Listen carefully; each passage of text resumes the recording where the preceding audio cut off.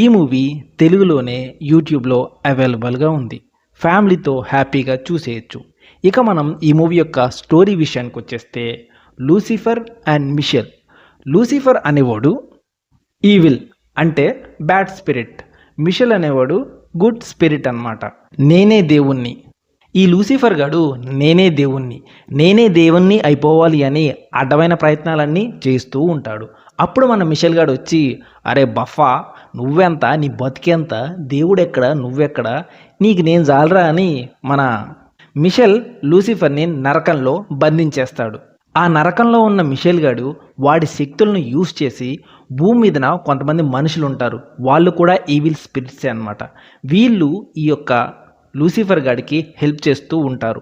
ఈ లూసిఫర్ గాడు భూమి మీద నేను పుట్టాలి, భూమి మీద నాకు కొత్త జన్మ కావాలని ఒక అమ్మాయిని సెలెక్ట్ చేసుకొని ఆవిడ లోపలికి వీడి యొక్క శక్తిని ప్రవేశింపజేసి ఆవిడ కడుపులో ఒక బిడ్డగా వీడు జన్మించాలని వీళ్ళ యొక్క మనుషులతో అంతా చేయిస్తూ ఉంటాడు. అప్పుడు మన మిషెల్ మళ్ళీ భూమి మీదకు వచ్చి వీళ్ళని ఎలా ఆపాడు, నిజంగా బిడ్డ పుట్టాడా లేదా, ఈ యొక్క లూసిఫర్ గడు మళ్ళీ భూమి మీదకి ఏమన్నా వచ్చాడా, ఏమన్నా చేశాడా అనేది మిగతా కథ. ఇది ఒక సైన్స్ ఫిక్షన్ హర్రర్ మూవీ అనొచ్చు.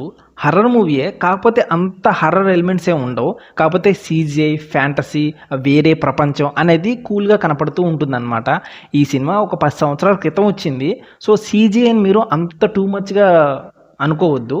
చూడటానికైతే పర్లేదు, బోర్ కొట్టకుండా వెళ్ళిపోతుంది. ఎలాగో అవైలబుల్గా యూట్యూబ్లోనే ఉంది కాబట్టి నో ఇష్యూ.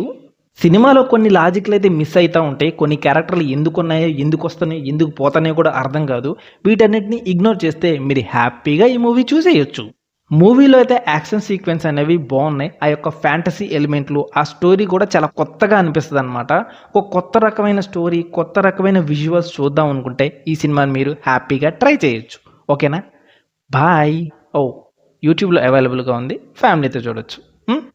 టాటా.